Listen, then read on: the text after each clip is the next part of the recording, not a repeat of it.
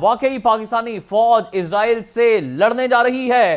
دفتر خارجہ کا اہم بیان سامنے آ گیا ہے۔ نیتن یاہو نے نئی حکمت عملی اپنا لی ہے اور کیا سمجھتے ہیں آپ؟ امریکہ، برطانیہ، جرمنی اور ہمارا ہمسایہ ملک انڈیا تو بڑھ چڑھ کے کھلم کھلا اسرائیلی بربریت اور جارحیت کی حمایت کر رہے ہیں۔ ایم کیو ایم پاکستان کے تحت فلسطین یکجہتی ریلی کا آج شارع فیصل پر انعقاد کیا جا رہا ہے۔ ریلی کے حوالے سے کیا انتظامات ہیں اور ایم کیو ایم پاکستان کے رہنماؤں کا اس سے متعلق کیا کہنا ہے؟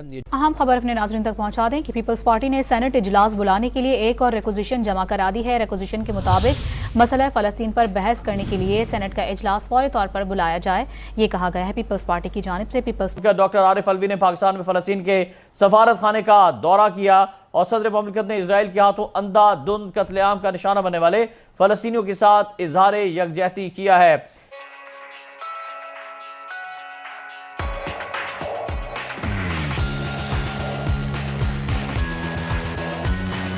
لیکن یہ تمام وہ ممالک ہیں جو کہ بچوں، جانوروں تک کے حقوق کی، رائٹس کی بات کرتے ہیں۔ جس طرح سے اسرائیل نشانہ بنا رہا ہے چھوٹے چھوٹے بچوں کو، اور ایک بیرون ملک جو عالمی شہرت یافتہ این جی او ہے سیو دا چلڈرن، اس نے بھی اس پر آواز اٹھائی ہے۔ باقی کے این جی اوز کہاں پر ہیں؟ ان ممالک میں موجود چلڈرن رائٹس پر بات کرنے والے کہاں ہیں؟ کیسے یہ اسرائیل کی حمایت کر سکتے ہیں؟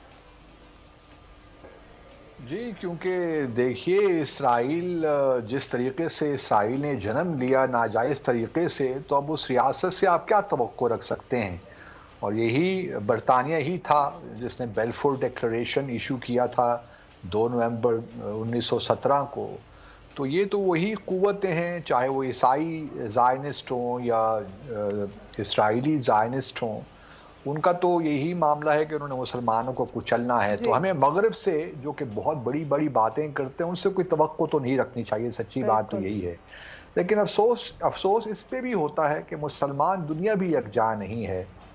گزشتہ روز آپ دیکھ لیجئے او آئی سی کا فارن منسٹرز کا اجلاس ہوا، وہاں ہماری توقعات یہ تھیں کہ کچھ صحیح معنوں میں کچھ ایکشن لیا جائے گا، اور ہم تو یہی توقع رکھ رہے تھے۔ گو کہ مشکل لگتا تھا، بٹ ایک ہمارا تھا کہ اتنی صفاقی کا مظاہرہ کر رہا ہے، بربریت کا مظاہرہ کر رہا ہے اسرائیل، تو اس کے جواب میں کوئی مسلم دنیا اکٹھی ہو کر کچھ ایک دو اقدامات تو لے لے گی۔ مثال کے طور پر جن مسلم ریاستوں نے یا خاص طور پہ عرب ممالک نے جو سفارتی اور اقتصادی تعلقات قائم کر رکھے ہیں اسرائیل کے ساتھ، کم از کم انہی کو سسپینڈ کر دیتی۔ جو اسرائیلی سفراء ہیں ان کے دارالحکومتوں کو، ان کو ہی واپس بھجوا دیتی، اپنے سفراء واپس بلا لیتی۔ جو اقتصادی اور ٹریڈ تجارتی تعلقات ہیں ان کو بند کر دیتی، تو اس سے بھی بڑا فرق پڑ جانا تھا۔ لیکن بدقسمتی ہے کہ مسلم دنیا، گو کہ لوگ مسلمان دنیا میں ہر جگہ، پاکستان میں بہت بڑی ریلیز ہوئیں دنیا بھر میں، بلکہ مغربی ممالک میں بھی ہو رہے ہیں۔ جو لوگ کوئی ضمیر رکھتے ہیں وہ دیکھ رہے ہیں کہ اسرائیل کس قدر ریاستی دہشت گردی کر رہا ہے، لیکن جو حکومتیں ہیں ان کا اور جو لوگوں کے جذبات ہیں، اس پہ ایک گیپ سا مجھے نظر آتا ہے، اور یہ افسوسناک بات ہے۔ اور جب تک عرب دنیا نہیں جاگے گی، خاص طور پہ ان کی حکومتیں، اور وہ اپنے جو ایک لحاظ سے محدود نیشنل انٹرسٹ ہیں، جب ان سے بالاتر ہو کر چیزوں کو نہیں دیکھے گی، اس وقت تک یہ فلسطین پہ یہ ظلم لگا رہے گا۔ اور بھارت کا جس طرح آپ نے ذکر کیا، بھارت تو خود بھی اس نے قبضہ کر رکھا ہے غیر قانونی، غیر آئینی جموں اور کشمیر پہ، تو اس سے آپ کیا توقعات رکھتے ہیں کہ وہ اسرائیل کو یا فلسطینیوں کو سپورٹ کرے گا؟ ایسا نہیں ہو سکتا۔ مسلمان دنیا کو خود دیکھنا پڑے گا، اندر اپنے گریبانوں میں جھانکنا پڑے گا، انٹروسپیکشن کرنی پڑے گی، آپ نے عرب ممالک کی بات کی، آپ نے عرب ممالک کی بات کی، ساتھ میں آپ نے یہ بھی کہا کہ ان کے اپنے نیشنل انٹرسٹ ہیں۔ کیسا نیشنل انٹرسٹ؟ آج ایک اسلامی ملک جل رہا ہے، آج یہ گھر جل رہا ہے، کل کو کسی اور کی باری ہو سکتی ہے، تو پھر کہاں جائے گا اس وقت نیشنل انٹرسٹ؟ Absolutely right. یہی ان کو سوچنا چاہیے کہ آج اگر فلسطین کو اسرائیلی وزیر اعظم نے جب مڈل ایسٹ کا نقشہ دکھایا یو این میں، اس میں اس فلسطین کو غائب کر دیا، تو کل ان کی باری بھی آ سکتی ہے۔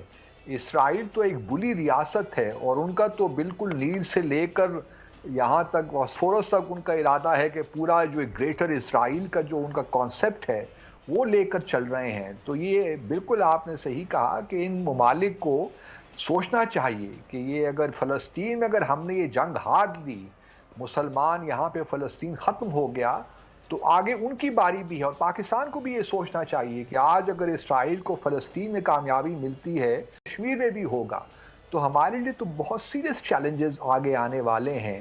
اور اگر آج بھی ہم متحد نہ ہوئے تو خاکم بدہن کل کو ہم مزید یہ تکالیف اور دیکھیں گے. کل کو وہ آپ کسی بھی مسلم ملک کے دروازے تک پہنچ سکتی ہے. آپ نے اس موقع پر انہوں نے جو بے گناہ افراد شہید ہوئے ہیں اور اسرائیل کی دہشت گردی جاری ہے اس کی شدید مذمت کی. صدر مملکت نے فوری جنگ بندی، خوراک، بجلی اور پانی سے محروم لوگوں تک امداد بھیجنے کے لیے انسانی راہداری کھولنے کا مطالبہ کیا.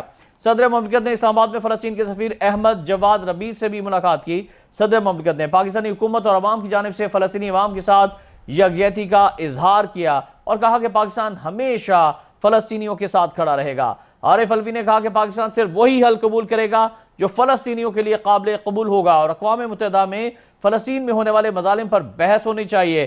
اقوام متحدہ کی سلامتی کونسل اسرائیلی مظالم کو روکنے کے لیے قرارداد پاس کرے. ایسے وحشیانہ اقدامات سے نفرت کے مزید امکانات پیدا ہوتے ہیں، مزید جنگیں شروع ہو سکتی ہیں. ناظرین، فلسطینی سفیر نے مشکل وقت میں فلسطین کے سفارتخانے کا دورہ کرنے پر صدر پاکستان کا شکریہ ادا کیا. فلسطینی سفیر نے غزہ میں اسرائیل کے اقدامات کو فلسطینی عوام کی نسل کشی قرار دیا اور صدر مملکت نے فلسطینی سفارتخانے میں تعزیتی کتاب میں اپنے تاثرات بھی قلم بند کیے. صدر مملکت نے فلسطینی عوام اور وحشیانہ اسرائیلی حملوں کے شہداء کے اہل خانہ کے ساتھ دلی تعزیت کا اظہار کیا ہے اور پاکستانیوں کی جانب سے پیغام دیا ہے کہ ہم ان کے دامے درمے سخنے قدمے انشاءاللہ ہمیشہ ساتھ رہیں گے. دوسری جانب پاکستان کی جانب سے غزہ کے مہاجرین کے لیے امداد بھیجنے کا سلسلہ شروع کر دیا گیا ہے. پاکستان کا چارٹر طیارہ فلسطینیوں کے لیے 100 ٹن امدادی سامان لے کر روانہ ہو گیا ہے اور پاک فوج اور مسلح افواج کی جانب سے بھی امدادی سامان روانہ کیا جا رہا ہے. ترجمان دفتر خارجہ کے مطابق پاکستان کی جانب سے چارٹر طیارہ امدادی سامان لے کر اسلام آباد سے مصر کے لیے روانہ ہوا جہاں سے انہیں غزہ پہنچایا جائے گا. طیارے میں ضروری طبی سامان، خیمے اور کمبل شامل ہیں. پاک فوج کی جانب سے مزید امدادی سامان بھیجنے کا بھی اعلان کیا گیا ہے. ادھر ناظرین، کل گزشتہ روز پاکستان کی مسلح افواج کی جانب سے جدید ترین ویپن سسٹم اور میزائل ابابیل کا کامیاب تجربہ کیا گیا تھا جس نے اسرائیل اور بھارت کے وزرائے اعظم کی نیندیں اڑا دی تھیں. اسرائیلی صہیونی اور دہشت گرد وزیر اعظم نیتن یاہو نے بیان جاری کیا کہ پاکستان اپنی مسلح افواج کو اسرائیل کے خلاف لڑنے کے لیے غزہ بھیج رہا ہے اور اسرائیل کو اگر عالم اسلام میں کسی ملک سے حقیقی خطرہ ہے تو وہ پاکستان ہے.